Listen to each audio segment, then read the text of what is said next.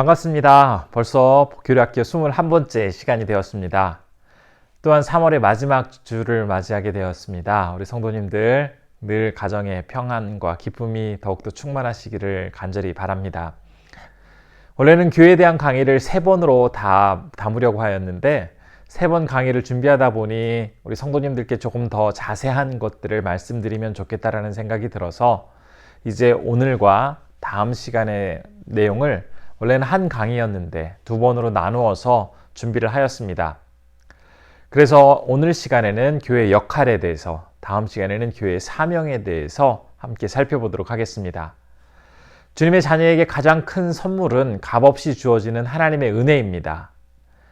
우리가 어떤 대가를 받을 만한 자격이 있기 때문에 그럴 만한 이유가 있어서가 아니라 아무런 자격이 없는 우리들에게 하나님께서 그 대가를 요구하지 않으시고 그냥 베풀어 주시는 하나님의 선물이 바로 은혜입니다. 성도들이 그 은혜를 구체적으로 경험할 수 있도록 해주는 그러한 것들이 바로 교회 안에서는 이루어지게 되어지는데 그것은 말씀과 성례가 이 역할을 감당을 합니다. 이번 시간에는 그래서 함께 이 부분에 대해서 좀 더 자세히 살펴보도록 하겠습니다. 이번 시간에 배울 내용은 우선 은혜의 수단으로서 말씀과 성례에 대해서 간단하게 한번 정리해서 살펴보도록 하고요. 그리고 나서 두 번째로 이제 종교개혁 이후에 개신교회에서 받아들이게 된 이 성례, 특별히 세례와 성찬이 바로 받아들이고 있는 성례인데요. 그 중에서 세례에 대한 내용을 먼저 살펴보겠습니다. 세례의 정의와 세례의 대상, 세례의 기능, 세례의 방법에 대해서 알아보겠습니다. 그리고 나서 세 번째로는 또 다른 성례인 성찬에 대해서 살펴보겠습니다. 성찬의 정의와 의미, 대상, 그리고 성찬에 대한 몇 가지 견해에 대해서 이 시간 함께 살펴보겠습니다.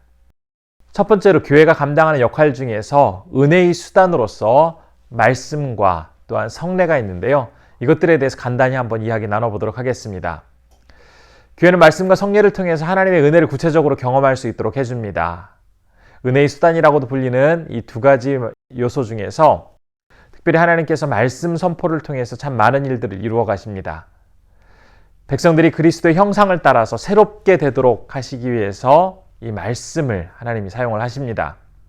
그래서 이 말씀은 교회 안에 있는 성도들을 바르게 세우고 그들을 성장시킬 수 있는 역할을 할 수 있는 반면에 또한 교회 밖에 있는 믿지 않는 사람들에게는 자신의 죄를 깨닫고 회개하고 예수 그리스도 앞으로 돌아올 수 있도록 하는 역할이 바로 이 말씀입니다.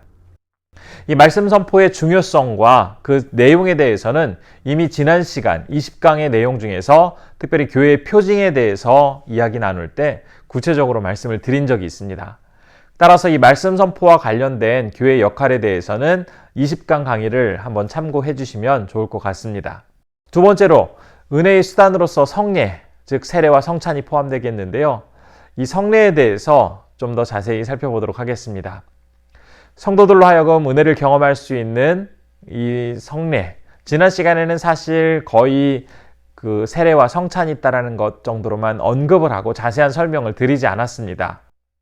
그래서 이 시간에 세례와 또한 성찬에 대해서 좀 더 구체적으로 설명을 드리려고 합니다. 원래 로마 가톨릭 교회에는 7가지 성례가 있다고 말씀을 드렸었습니다. 그 7가지에는 영세가 우선 있습니다. 이 영세는 기독교의 세례를 말합니다. 그 다음에 견진성사가 있습니다. 이 견진성사는 사제가 성도들의 그 머리 위에 안수를 하고 그 다음에 이마에 기름을 바르며 십자가를 긋는 의식을 말합니다. 그 다음에 성체성사는 성찬을 의미하고요. 고해성사는 사제에게 자신의 죄를, 잘못된 것을 고백하는 그러한 의식입니다. 결혼성사는 혼인 예식이고요. 또 종교 지도자들이 권한을 이임받는 성품성사, 그리고 죽음을 앞둔 사람들에게 시행하는 종부성사, 이렇게 7개의 캐톨릭에서의 성례가 있는데 종교개혁 이후에 우리 개혁교회에서는 이 중에서 세례와 성찬만 성례로 받아들이게 되었습니다. 성례에 대해서 웨스트민스터 신앙고백서 27장 1절은 기록을 하고 있는데 그 내용을 한번 말씀드리도록 하겠습니다. 성례는 은혜 언약의 거룩한 표지와 인장으로 하나님께서 직접 제정해 주셨으며 그리스도와 그의 은택을 실현하여 그리스도 안에 있는 우리의 유익을 확인하고 교회에 속한 사람과 세상의 나머지 사람들을 가시적인 차이를 주며 또한 성도들로 하여금 그리스도의 말씀을 따라 그리스도 안에서 하나님을 섬길 때에 엄숙하게 관리를 유지하기 위한 것이다 라고 기록을 하고 있습니다. 그렇기 때문에 성례를 우리는 이렇게 한번 정리해 볼 수가 있겠습니다. 성례란 내적이고 영적인 은혜를 외부적이고 가시적인 것으로 나타내는 표시이다. 즉 성례는 친히 주님께서 행하라고 명령을 하셨고 하나님의 말씀이 없이는 집행할 수 없기 때문에 이 성례라는 것이 말씀과는 절대로 분리될 수가 없습니다. 그렇다면 이 성례의 목적은 무엇일까요? 두 가지가 있습니다. 첫 번째로는 은혜 안에 있는 사람들에게 그리스도의 구속의 유익을 전하고 인치고 나타내는 목적이 있고요. 두 번째로는 우리가 교회의 지체임을 보여주는 눈에 보이는 상징과 보증이라고 이야기를 할 수가 있겠습니다. 특별히 예수님께서 이때 이 세상에 교회를 세우시고 또 예수님의 그 몸된 교회는 그 말씀과 사역과 신앙 고백을 통해서 믿음으로 예수님의 모든 것들을 받아들이게 됩니다. 이 믿음은 구체적으로 이제 세례와 성찬이라는 예식을 통해서 밖으로 드러나게 되어지는데 세례와 성찬 예식이 없는 교회는 따라서 예수 그리스도의 교회가 아니라고 말을 할 수가 있겠습니다. 또한 성례가 진행된다 할지라도 그 내용과 참된 의미를 알지 못한 채 형식적으로만 진행되고 있다면 또한 이 모습 역시 올바른 교회의 모습이 아닙니다.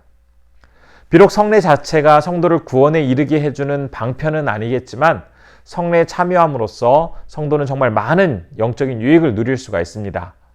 성도들은 성례를 시행함으로써 예수 그리스도와 더욱 친밀한 관계를 확인할 수가 있고 또한 주님의 백성됨과 그들이 그리스도께 속해 있음을 확인할 수가 있게 됩니다. 그리고 이 예식은 주님께서 장차 다시 오실 때까지 주님의 재림의 때까지 계속 이어져 나아가게 됩니다. 그렇다면 이제 두 번째로 우리가 교회에서 행해지는 이 성례 중에서 세례에 대해서 자세히 알아보도록 하겠습니다. 세례란 예수 그리스도를 믿음으로 말미암아 죄 씻음을 받고 죽음에서 생명이 옮겨진 자들이 그리스도와 더불어 연합됨을 그리고 그리스도를 주로 믿는 자들이 머리 대신 그리스도 안에서 피차 하나의 몸이 됨을 물을 가지고 표하고 인치는 의식이다 라고 이야기를 할 수가 있습니다. 성경에서 사용되어진 이 세례라는 단어는 물에 적시다, 담그다, 찍다, 염색하다, 씻다, 목욕하다 이와 같은 단어로 사용을 하고 있습니다. 그래서 이 단어는 기독교의 종교의 예식인 세례를 의미할 뿐만 아니라 손가락 끝으로 물을 찍을 때나 떡을 어딘가에 찍으려고 할 때 바로 이 똑같은 단어를 사용을 합니다. 사도 바울은 교회 안에서 이루어지는 그런 이 세례에 대해서 이렇게 이야기를 합니다. 그리스도와 함께 옛사람이 죽고 그리스도와 함께 새 사람이 다시 살아나는 것이 세례다라고 하면서 골로새서 2장 12절에서 이렇게 이야기를 합니다. 너희가 세례로 그리스도와 함께 장사되고 또 죽은 자들 가운데서 그를 일으키신 하나님의 역사를 믿음으로 말미암아 그 안에서 함께 일으킴을 받았느니라. 또한 사도 바울은 세례에 대해서 죄로 더러워진 마음과 생활을 깨끗하게 씻는 것이 바로 세례라고 이야기를 합니다. 디도서 3장 5절에서 우리는 그 내용을 확인할 수가 있겠습니다. 우리를 구원하시되 우리가 행한 바 의로운 행위로 말미암지 아니하고 오직 그의 긍휼하심을 따라 중생의 씻음과 성령의 새롭게 하심으로 하셨나니. 또한 세 번째로는 한 성령으로 그리스도와 연합하여 한 몸이 됨을 이야기합니다. 이 내용은 고린도전서 12장 13절에서 확인할 수가 있습니다. 우리가 유대인이나 헬라인이나 종이나 자유인이나 다 한 성령으로 세례를 받아 한 몸이 되었고 또 다 한 성령을 마시게 하셨느니라. 이처럼 세례라는 것은 우리에게 있어서 너무나 소중한 그러한 하나의 은혜의 방편이 되겠습니다. 그렇다면 세례의 기능에 대해서 우리가 한번 보도록 하겠습니다. 첫 번째 기능은 죄 사함과 칭의에 대한 상징이며 보증이라고 말을 할 수가 있겠습니다. 세례는 죄 사함과 칭의의 수단이 아니라 그것들을 보증하는 수단입니다. 그렇기 때문에 세례를 받았기 때문에 의로워진 것이 아니라 의롭게 되었기 때문에 세례를 받은 것입니다. 이 순서는 굉장히 중요합니다. 두 번째로 거듭남과 그리스도와의 연합과 성령을 받은 것에 대한 상징과 인침이라고도 이야기를 할 수가 있겠습니다. 세례는 성도가 거듭나서 중생했음을 보증해주며 그리스도와 연합하여 성령이 우리 안에 거주하심을 알려주는 역할을 합니다. 또한 세 번째로 이 세례는 주님의 몸인 교회의 지체가 되었다라는 상징을 가지고 있습니다. 즉 세례를 통해서 성도는 세상과 구분되어 교회의 구성원이 되었다는 공식적인 표시를 나타내 보이게 됩니다. 우리는 하나님만이 아시는 이런 무형교회에 속해 있을 뿐만 아니라 우리가 주변에서 돌아볼 수 있는 구체적인 형태를 가지고 있는 유형교회에 모두 속하게 됩니다. 이처럼 하나님께서 창조하신 교회에 속하게 되었음을 보여주는 상징, 보증이 바로 세례입니다. 그렇다면 세례를 받는 대상은 누구일까요? 세례의 대상은 바로 예수 그리스도를 공적으로 주와 구주로 시인하여 믿고 그에게 복종하겠다는 진실한 신앙 고백을 하는 사람들입니다. 세례는 아무나 다 원한다고 주는 것이 아닙니다. 세례를 받기 위해서는 반드시 믿음이 확인되어야 합니다. 세례를 받는다고 해서 믿음이 저절로 생겨나는 것이 아니기 때문에 믿음을 가지고 있는 사람, 또한 그가 성도임을 나타내주는 그런 고백이 있은 이후에 그에게 우리는 세례를 베풉니다. 특별히 우리의 믿음은 마음속에서 이루어지는 전인격적인 사건이라고 볼 수가 있습니다. 그렇기 때문에 마음속에서 일어나는 작용들을 우리가 직접 무엇인가 구체적으로 확인하기가 굉장히 어렵습니다. 따라서 우리의 믿음, 우리의 신앙이 입을 통해서 구체적으로 고백되어지고 다른 사람들, 또 많은 주변의 사람들이 우리의 신앙의 고백을 듣고 우리의 믿음을 확인할 수가 있습니다. 따라서 세례를 받을 때 자신의 입으로 분명하게 믿음을 고백하는 사람들에게만 세례를 베풀어야 하겠습니다. 사도들 역시 복음을 전하고 나서 모든 사람에게 세례를 베풀지 않았습니다. 믿음으로 복음을 받아들이고 자신의 입으로 고백한 사람들에게 세례를 베풀었습니다. 오늘날 교회 안에는 만 14세 이상으로 신앙생활을 한 지 6개월 이상 된 사람이 학습을 받을 수가 있습니다. 그리고 학습을 받은 이후에 약 6개월 후에 이제 세례를 받을 수 있는 자격을 갖게 됩니다. 따라서 세례를 받을 수 있는 오늘날의 조건은 만 14세 이상의 학습 교인들이라고 이야기를 할 수가 있겠습니다. 또한 어려서 유아 세례를 받은 사람이 있다면 그 사람은 이제 만 14세 이상이 되었을 때 입교라는 그러한 의식을 통해서 세례교인과 동일한 자격을 부여받을 수가 있습니다. 그렇다면 교회에서 시행하고 있는 유아 세례에 대해서도 궁금한 분들이 계실 것입니다. 그 유아 세례에 대해서도 아울러 같이 말씀을 드리도록 하겠습니다. 어린아이도 구원의 대상이 됩니다. 따라서 죄 씻음과 그 결과로 얻은 구원을 인치는 이 세례의 예식에 어린아이들도 동일하게 참여를 할 수가 있습니다. 그러나 어린아이들은 자신의 믿음을 스스로 고백할 만한 능력이 아직 덜 갖추어져 있기 때문에 부모의 신앙 고백을 기초로 하여서 어린아이가 구원받을 언약 백성임을 믿음으로 바라보면서 우선 그 아이에게 세례를 베풉니다. 그리고 나서 이 아이가 성장한 이후에 자신의 입을 통해서 이제 믿음을 고백함으로써 세례교인과 같은 그런 자격을 부여받게 되어지는데 바로 이 의식이 입교입니다. 입교를 통해서 진정한 그리스도인으로 본인이 살아가기를 결단을 하는 그런 시간을 갖게 됩니다. 그렇다면 이 세례는 어떤 방법으로 우리가 진행을 하게 될까요? 세례는 물을 뿌리거나 찍어 바르거나 붓거나 또한 물속에 잠겼다가 일어나게 한다거나 참으로 여러 가지 다양한 방법으로 진행할 수가 있습니다. 중요한 것은 어떤 형식으로 진행되어지는가가 아니라 참된 믿음과 신앙 고백 그리고 그리스도의 피로 말미암은 성령의 역사가 이 세례 가운데 동일하게 일어남을 믿고 그 세례를 참여하는가입니다. 세례는 물을 사용하여서 죄 씻음을 표하고 인을 칩니다. 그렇기 때문에 물을 사용한다는 것은 바뀔 수가 없습니다. 그것을 대신 뿌리거나 찍거나 바르거나 붓거나 물에 들어갔다 나온다거나 이런 다양한 방식들은 어떤 한 가지를 절대적인 방법으로 이야기할 수가 없겠습니다. 참으로 중요한 것은 우리가 물을 어떤 방식을 통해서 세례를 베푸느냐가 아니라 우리를 깨끗하게 하신 예수 그리스도의 보혈로 진실한 세례를 받고 그 세례에 참여하고 있는가입니다. 우리가 신약시대에는 세례가 물에 들어갔다 나오는 방식으로 주로 진행되었을 것이다 라고 생각을 하는데 성경의 많은 내용들 중에서 특별히 성경을 연구한 사람들의 이야기를 들어보면 베드로가 하루에 3,000명에게 세례를 베푼 이야기가 있습니다. 이 사건이라든지 사도 바울이 빌립보에서 간수의 집에 가서 간수의 가족들에게 세례를 베풀 때에는 그들을 데리고 어떤 개울가나 시냇가나 강가에 가서 세례를 베푼 것이 침례 형식의, 침수 형식의 그런 세례를 베푼 것이 아니라 다른 방식으로 세례를 베풀었을 가능성이 굉장히 크다는 정황들이 여러 곳에 있다고 이야기를 합니다.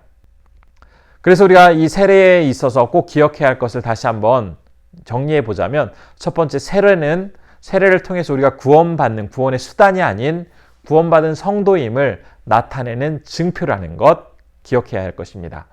두 번째로, 세례는 물로 베풀어야 하는데 어떤 형식이, 절대적인 형식이 있는 것이 아니라 가장 중요한 것이 믿음과 신앙의 고백, 그리고 이를 가능하게 하는 하나님의 은혜가 온전히 이 세례의 이 의식 가운데 잘 나타나도록, 드러나도록, 또한 그것들이 온전히 우리 삶 가운데 적용되도록 하는 것이 무엇보다 중요하다는 사실을 기억해야 할 것입니다. 세 번째로 살펴볼 것은 바로 성찬입니다. 성찬은 우리가 이렇게 정의해 볼 수가 있습니다. 성찬이란 그리스도가 정하신 대로 그의 죽으심을 상징하는 떡과 포도주를 그가 다시 오실 때까지 나누는 언약의 식사이다.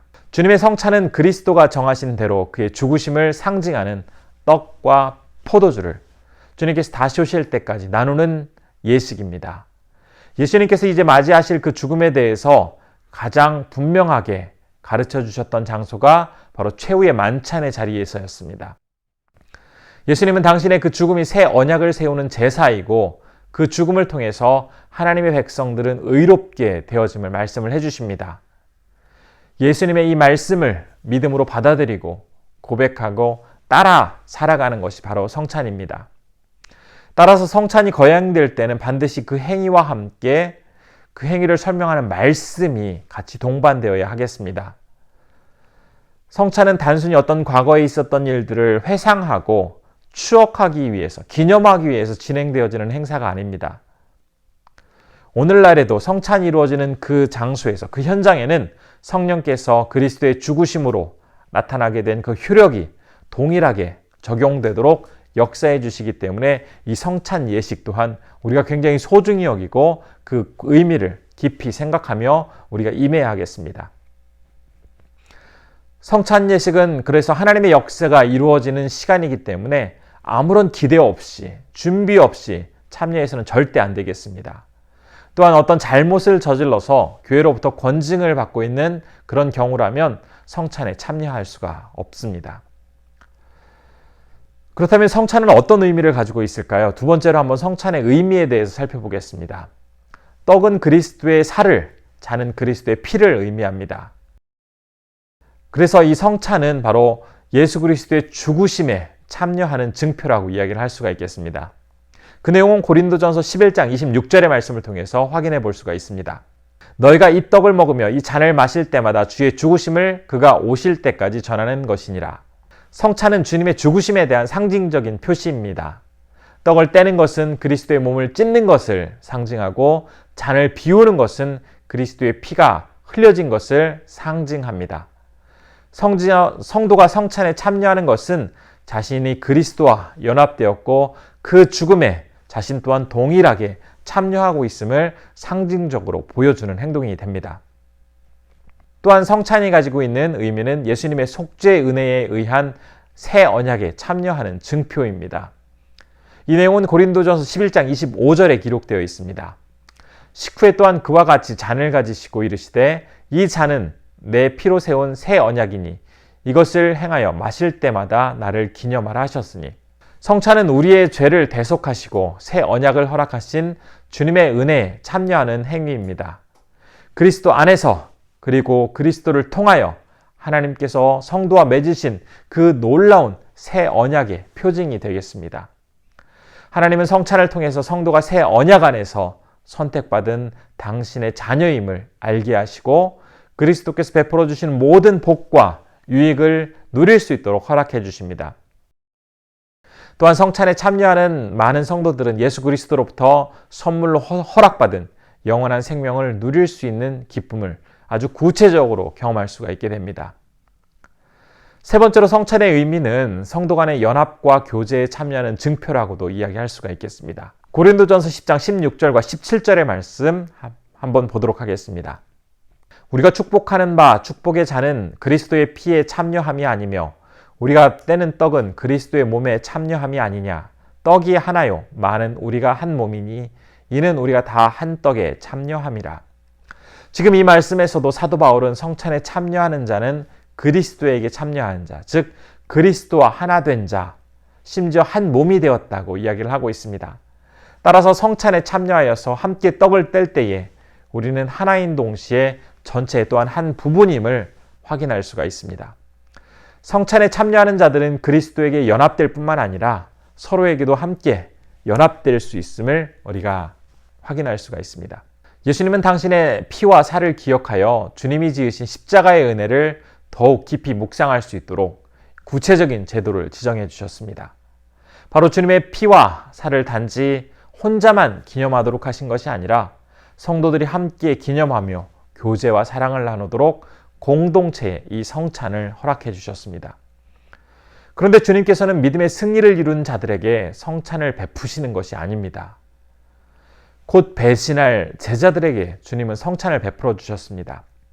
이를 통해서 우리가 알 수 있는 것은 성찬은 삶의 어떤 영적 전쟁에서 승리한 사람들에게만 허락되어지는 특별한 양식이 아니라 아직 믿음이 연약한 자들이라 할지라도 언젠가는 이 성찬을 기억하며 강한 주님의 사람으로 서게 사람들을 위해서 주님께서 주님의 사랑 가운데 베풀어 주시는 놀라운 은혜가 포함되어 있는 바로 의식이 되겠습니다. 우리는 이를 통해서 우리를 너무나 아끼시는 하나님의 놀라운 은총을 생각해 볼 수가 있습니다. 그렇다면 이 성찬에는 누가 참여할 수가 있게 될까요? 세례가 모든 사람들에게 베풀어지는 것이 아니듯 이 성찬 또한 모든 사람이 아무렇게나 참여할 수 있는 것이 아닙니다. 예수 그리스도를 믿는 성도들만이 이 성찬에 참여할 수가 있습니다.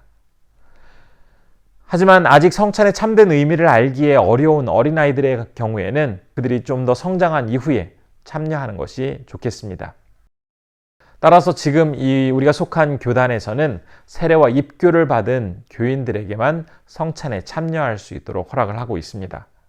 그런데 이런 자격이 아무리 된다 할지라도 만일 자신의 이 영적 상태가 너무나 곤고하고 힘이 들어서 성찬에 참여하여 주님의 피와 살을 기념하기에 부적합한 상태라고 생각이 되거나 교회 권징 때문에 성찬에 참여가 제한된 경우에는 성찬에 참여하지 않아야 하겠습니다. 우리가 이제 성찬에 대해서 여러 가지 견해들이 있습니다. 아마 한 번쯤은 들어보셨을 텐데요. 이 견해들에 대해서 마지막으로 소개해 드리도록 하겠습니다. 첫 번째로는 화채설입니다. 바로 로마 카톨릭 교회에서 받아들이는 입장입니다. 성찬식에서 사용되어지고 있는 떡과 포도주가 실제로 그리스도의 몸과 피로 변화된다는 주장입니다. 그래서 사제가 성찬 제정의 말씀을 이렇게 낭독하게 될 때에 떡과 포도주가 그리스도의 이제 살로 그리스도의 피로 실제적으로 변화되어지는 그러한 이적이 일어난다고 믿습니다. 비록 겉으로 보이는 것은 떡이고 또한 포도주이지만 그 본질은 실제적으로 그리스도의 피와 그리스도의 살이라고 이제 그렇게 변화되었다고 받아들이는 것이 바로 화채설, 로마 카톨릭에서 받아들이는 입장입니다. 두 번째로는 공제설입니다. 이 공제설은 종교개혁자 루터가 주장을 하였는데요. 성찬식에 사용되어지는 떡과 포도주의 예수 그리스도의 영뿐만 아니라 부활하신 몸이 함께 존재한다는 의미가 바로 공제설입니다. 루터는 주님께서 이것은 내 몸이라고 하신 말씀을 문자 그대로 받아들이려고 하였습니다. 그래서 그리스도께서 손에 떡을 가지셨을 때 그가 당신의 몸을 그것과 함께 가지고 있었기 때문에 이는 내 살이라 라고 말씀을 하실 수 있으셨다라고 보고 있습니다. 그래서 떡과 포도주의 본질은 변하지 않고 그대로 존재하고 있지만 그리스도의 전 인격, 즉 그리스도의 살과 피가 이 떡과 포도주와 함께 실제적으로 그 안에 임재해 있다고 주장을 합니다. 그래서 떡을 받는 모든 사람은 그가 성도이건 아니건 예수 그리스도의 살을 받는 것과 같다라고 주장을 합니다. 이러한 루터의 주장은 앞에서 살펴보았던 로마 카톨릭의 화채설과 많이 다르지 않습니다. 그것에서 크게 벗어나지가 않았습니다. 세 번째로는 츠빙글리가 주장한 기념설입니다. 성찬식에는 예수 그리스도께서 영적으로든 육적으로든 실제로 임재하시지도 않으며 성찬은 단지 교회의 성도들이 예수 그리스도의 죽으심을 기념하는 의식에 불과하다라고 말을 합니다. 치빙글리는 로마 카톨릭이 주장한 떡과 잔에 그리스도의 육체가 실제적으로 임재했다라는 주장을 강력하게 부정합니다. 성찬은 그냥 하나의 단순한 표징이나 상징, 그리스도의 죽으심에 대한 기념으로서 믿는 자들의 고백 행위에 불과하다라고 말을 하고 있습니다. 성례의 유일한 기능은 과거에 일어난 사건을 생각나게 하고 또한 기념하는 것으로 존재할 뿐 어떤 의미에서도 은혜를 전달하지 못한다라고 이야기를 합니다. 그는 빵과 포도주를 받을 때에 주님이 잡히시기 전날 밤에 유일하게 행하신 그 일을 이제 마음속 깊이 다시 한번 기억하고 상기하게 될 수 있는 정도로만 바라보고 있습니다. 반면에 우리가 받아들이고 있는 우리 개혁주의적인 입장에서는 영적 임재설을 받아들이고 있습니다. 이것은 종교개혁자 존 칼빈이 주장을 하였는데요. 지금 예수 그리스도의 몸은 하나님의 우편에 계시지만 성찬식 중에 주님의 몸이 성령을 통하여 영적으로 임재한다라고 보고 있습니다. 칼빈의 이 입장은 어떻게 보면 루터와 치빙글리의 이 중간의 입장이라고 볼 수가 있겠습니다. 루터와 다른 점이라고 한다면 성찬식에 주님께서 육체적이지는 않지만 영적으로 임재를 하고 계신다라는 측면에서 바로 루터와 다른 주장을 하고 있고, 또 치빙글리와 다른 점이 있다면 주님께서 임재하시기 때문에 단순히 기념 정도의 그런 정도의 의식이 아니라 거룩한 의식임을 또한 칼빈은 이야기하고 있습니다. 그리스도의 살과 피는 하늘에 있고 우리는 지금 이 지상에 머물고 있습니다. 그런데 성령께서 성찬의 시간을 통해서 주님의 몸과 우리 성도들을 결속시켜 주시게 됨으로써 영적으로 우리가 함께 할 수가 있습니다. 이 성찬식을 통해서 그리스도의 영에 참여할 뿐만 아니라 그분의 살과 피를 우리가 나눌 수 있는 그런 아주 소중하고 귀한 시간이 바로 이 성찬 시간이 되겠습니다. 성찬은 하나님께서 예수 그리스도의 희생과 은혜의 효력을 성령을 통해서 성도들에게 실제적으로 전달해 주시는 시간입니다. 따라서 그 시간이 얼마나 소중하고 귀한지를 늘 마음속에 새기며 기억하며 살아야 하겠습니다. 우리는 이 시간 교회의 역할에 대해서 한번 이야기 나눠보았습니다. 특별히 교회의 역할은 성도들에게 은혜를 온전히 전하는 그러한 수단으로서의 역할을 감당을 해야 하는데, 그 수단으로서 말씀 전파 그리고 성례 이 두 가지가 있음을 말씀을 드렸습니다. 말씀 선포에 대해서는 우리가 지난 시간 교회 표징에 대해서 배우면서 한번 구체적으로 다루었지만, 지난 시간에 다루지 못한 성례 부분을 오늘 우리가 함께 좀 더 자세히 살펴보았습니다. 특별히 성례의 두 요소인 세례와 성찬에 대해서 살펴볼 때 세례의 그 정의, 대상, 기능, 방법에 대해서 살펴보았습니다. 그리고 성찬의 정의, 의미, 대상, 성찬과 관련된 몇 가지 견해에 대해서도 이야기를 나누었습니다. 교회에서 시행하는 세례와 성찬에 대해서 어쩌면 아무런 준비 없이 무의식 중에 참여한 경우들이 있으실 것입니다. 그러나 이 세례와 성찬이 나에게 있어서 얼마나 소중한 것인지를 다시 한번 우리가 기억해 보았으면 좋겠습니다. 우리를 구원하신 예수 그리스도에 대한 구체적인 믿음의 고백과 함께 주님의 고난과 영광에 실제적으로 동참할 수 있는 방편으로 우리에게 세례와 이 성찬을 허락해 주신 하나님의 뜻을 깊이 새기면서 앞으로 우리가 임하게 될 이 세례 예식이라든지 성찬 예식에 정말 우리가 마음을 담아서 하나님 앞에 온전한 모습으로 참여하시기를 진심으로 소원해 봅니다. 감사합니다.